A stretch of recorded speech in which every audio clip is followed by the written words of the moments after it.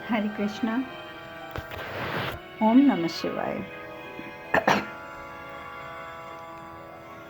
कल हम कथा में बात कर रहे थे कि महादेव ने चौसर की रचना की।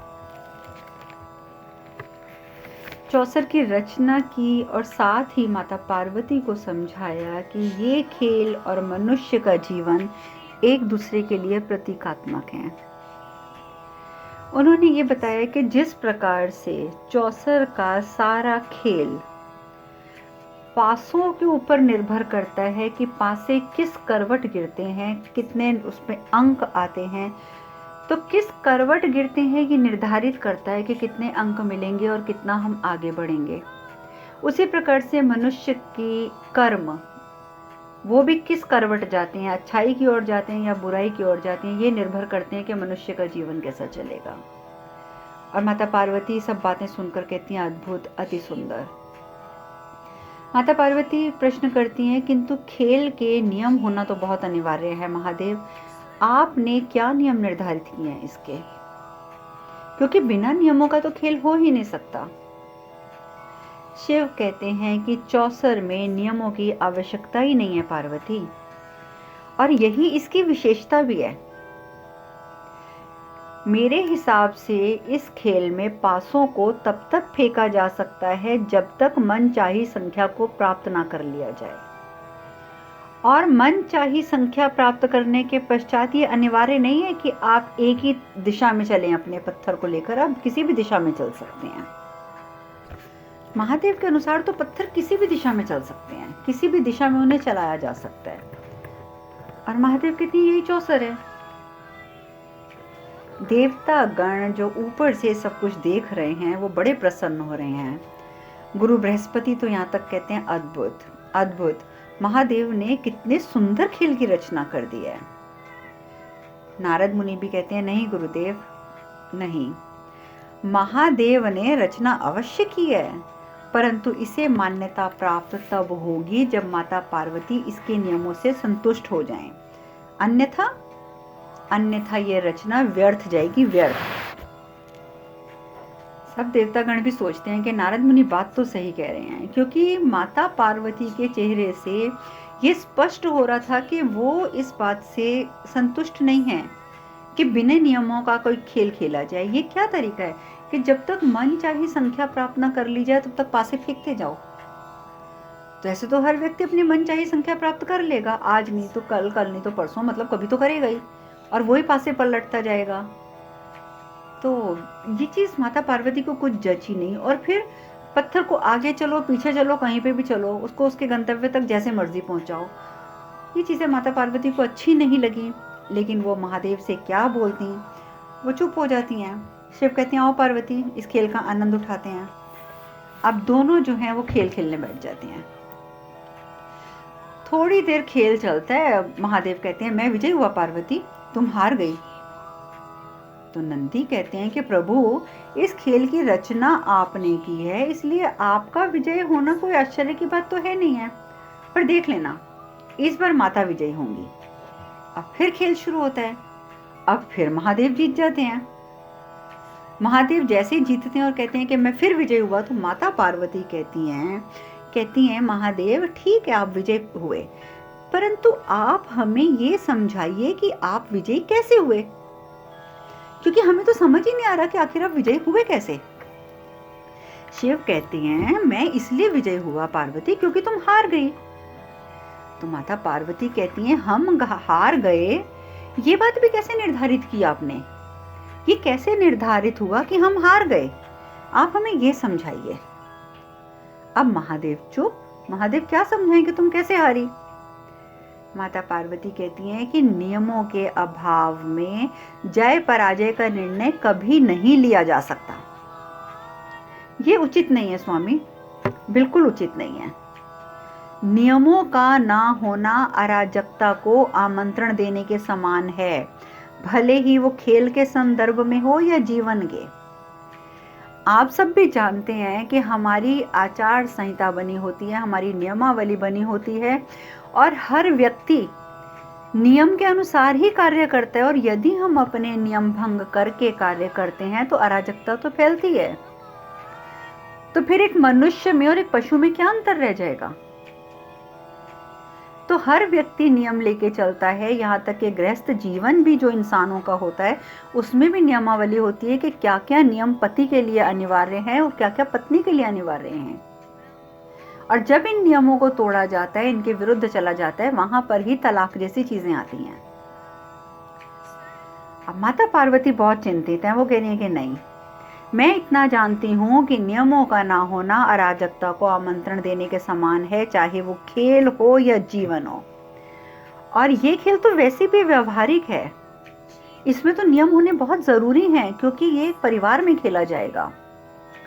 नहीं नहीं महादेव, आपने ये बेशक इसका निर्माण कर दिया है, परंतु इसके नियम अब हम बनाएंगे, हम निर्धारित करेंगे कि इसके क्या नियम होने चाहिए।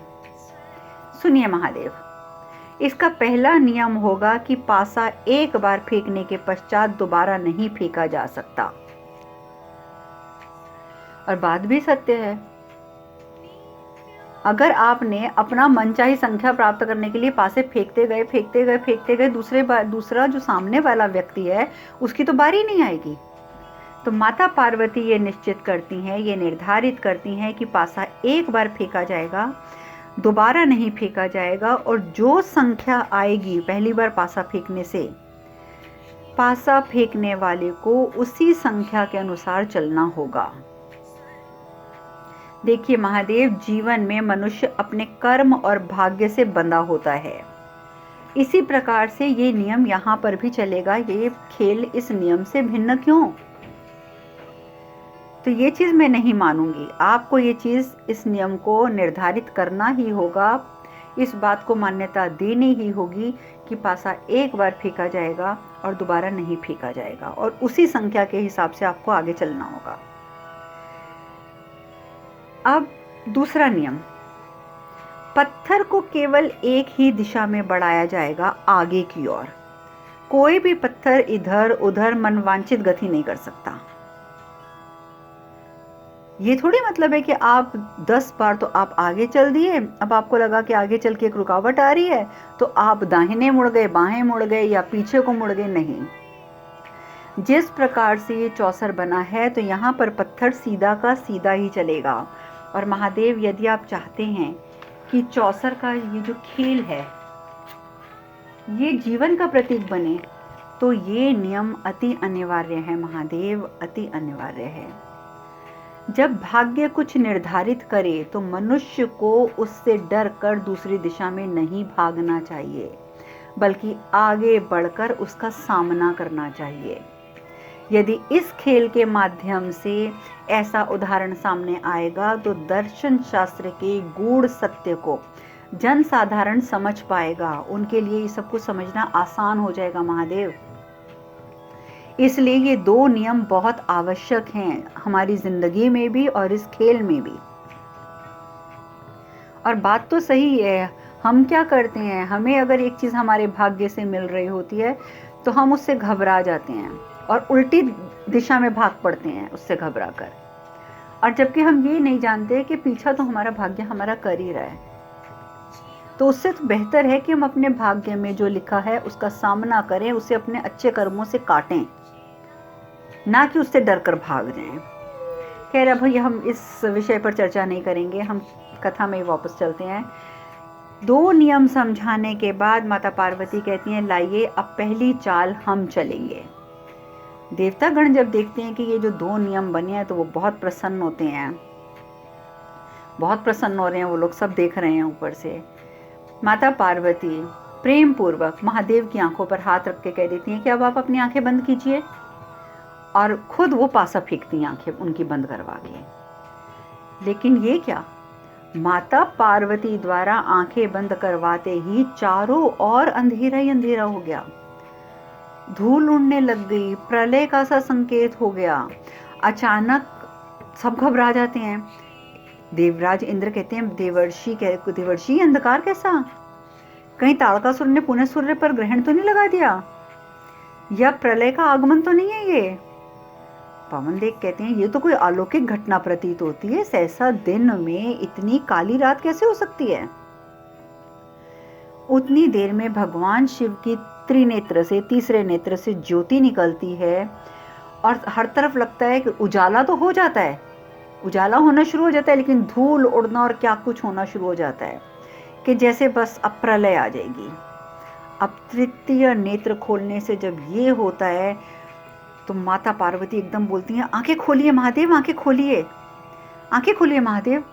महादेव अपनी आंखें खोल लेते हैं, चारों तरफ पुनः उजाला हो जाता है। पृथ्वीवासी भी जो घबरा गए थे कि एकदम दिन के बीचों बीच इतना गहन अंधकार कैसे आ गया, सब हैरान तो होते हैं, लेकिन सब बहुत हैरान भी हो रहे हैं कि सब क्या हो रहा है, क्या हो रहा है, लेकिन सबको तसल्ली भी है कि चलो उजाला फिर से हो गया। माता पार्वती कहती हैं कि ये क्या महादेव, तृतीय नेत्र खोलने की क्या आवश्यकता पड़ गई थी आपको? अगर हमने कुछ समय के लिए, कुछ क्षणों के लिए आपके नेत्र बंद किए तो आपने तृतीय नेत्र क्यों खोल दिया अपना?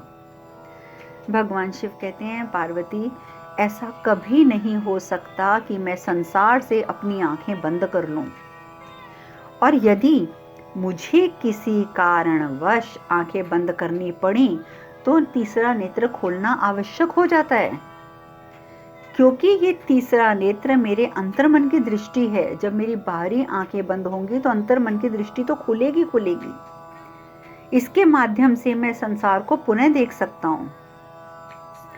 क्योंकि ये सब दृश्य देखकर तो माता पार्वती भी घबरा गई थी। महादेव कहते हैं, ज्ञात रहे पार्वती, जीवन पर जब किसी प्रकार का आवरण हमारी दृष्टि को अवरुद्ध करे तो हम ज्ञान की दृष्टि से उसके परे देखने में सक्षम हो जाते हैं।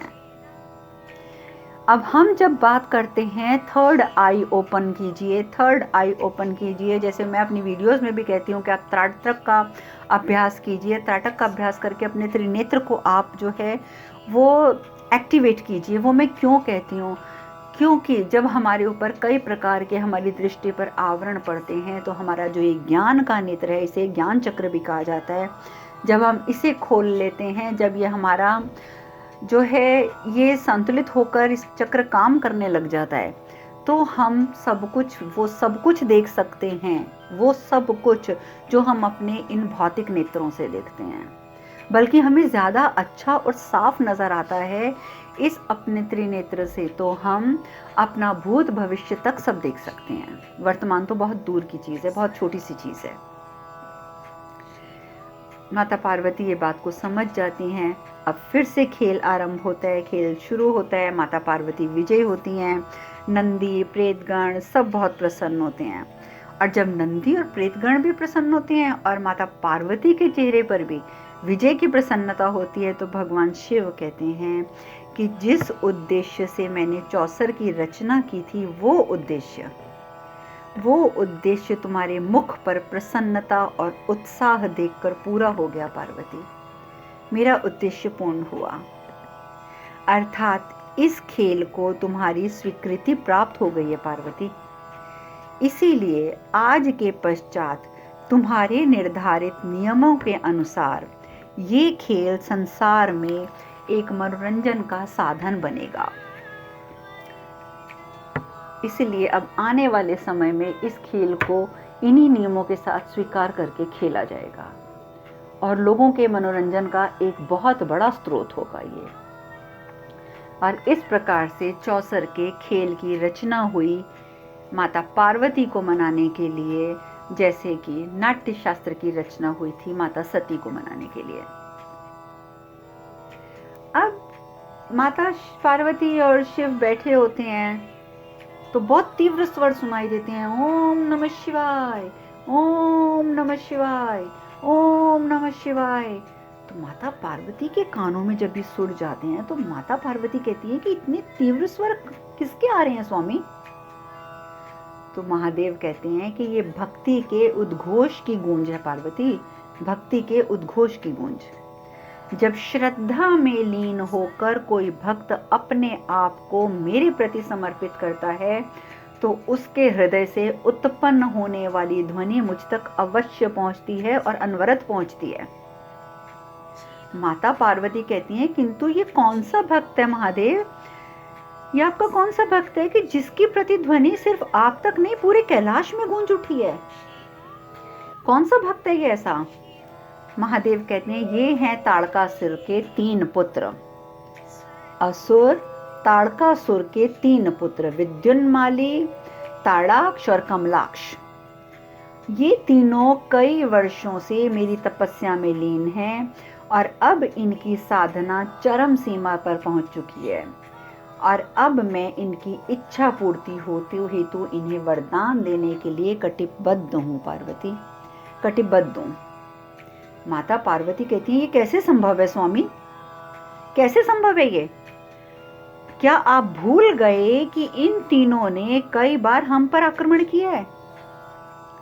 इनके पिता ने हमें विभाजित करने के लिए कितने प्रयास किए हैं? क्या आप सब कुछ भूल गए? और आप ये भी भूल गए कि विवाह से पूर्व विद्युन्माली और ताड़काक्ष और कमलाक्ष मुझे उठा कर ले आए थे, मेरे पिता को बंदी बनाकर ले आए थे। आप ये सब कुछ भूल गए महादेव। तो भगवान शिव कहते हैं कि पार्वती किंतु ये तीनों अपने पिता को त्याग कर कई वर्षों से अपना जीवन मेरी भक्ति को समर्पित कर चुके हैं और केवल इसलिए कि ये ताड़कासुर के पुत्र हैं उन्हें भक्ति के फल से वंचित रखूं, ये उचित नहीं है पार्वती। ताड़कासुर का पुत्र होना इनका कसूर नहीं है जो मैं इन्हें अपनी भक्ति से वंचित कर दूं। माता पार्वती कहती हैं किंतु हैं तो ये असुर ही ना स्वामी, और इनकी निष्ठा सदैव संदेहास्पद रहती है। आप कैसे विश्वास कर सकते हैं किसी असुर के ऊपर? शिव कहते हैं पार्वती तुम जानती हो कि मैं अपने भक्तों में भेद नहीं करता हूं, चाहे वो देवता हो, मनुष्य हो या असुर हो। सच्चे मन से मेरी आराधना करने वाले को मैं सदैव वरदान देता हूं और भगवान और भक्त के मध्य में ये एक विशिष्ट संबंध होता है पार्वती। मर्यादा दोनों को रखनी पड़ती है, दोनों ओर से रखनी पड़ती है। माता पार्वती कहती हैं किंतु स्वामी असुर तो सदैव मर्यादा का उल्लंघन करते आए हैं और ताड़कासुर तो इसका प्रत्यक्ष प्रमाण है। शिव कहते हैं तुम ये क्यों नहीं सोचती पार्वती कि यदि ताड़कासुर ना होता, वो इस मर्यादा का उल्लंघन ना करता, तो ये सारी सृष्टि हमें इतनी शीघ्रता से मिलाने को तत्पर क्यों होती? पुनः हमारा मिलन कैसे होता? भगवान ने तो सिर्फ ये प्रेम जताने के लिए ये वाक्य बोले, माता पार्वती का ध्यान दूसरी ओर ले जाने के लिए ये वाक्य बोले कि ताड़कासुर का होना, उसके नियमों को तोड़ना, नियमों का उल्लंघन करना हमारे लिए तो अच्छा ही हुआ ना पार्वती। तभी तो सारी सृष्टि ने इतनी तीव्रता से, इतनी आतुरता से हमारे मिलाया हमें, अन्यथा हमारा मिलन कहाँ होता इतनी जल्दी। माता पार्वती को मन ही मन में बहुत क्रोध आता है ये बात सुन के। वो महादेव के इस प्रेम भरे वाक्य का अर्थ नहीं समझ पाती कि महादेव सिर्फ अपना प्रेम जता रहे हैं। माता पार्वती कहती हैं, बहुत व्यंग्यात्मक तरीके से कहती हैं, हमारी अनभिज्ञता के लिए हमें क्षमा करें स्वामी। हमें तो ज्ञात ही नहीं था कि हमारे मिलन का कारण यही तो है, ताड़कासुर ही तो हमारे मिलन का कारण है, अन्यथा और कोई कारण ही नहीं है हमारे मिलन का। हमारे प्रेम की पूर्णता एक असुर के दुष्कृत्य पर ही तो आधारित है।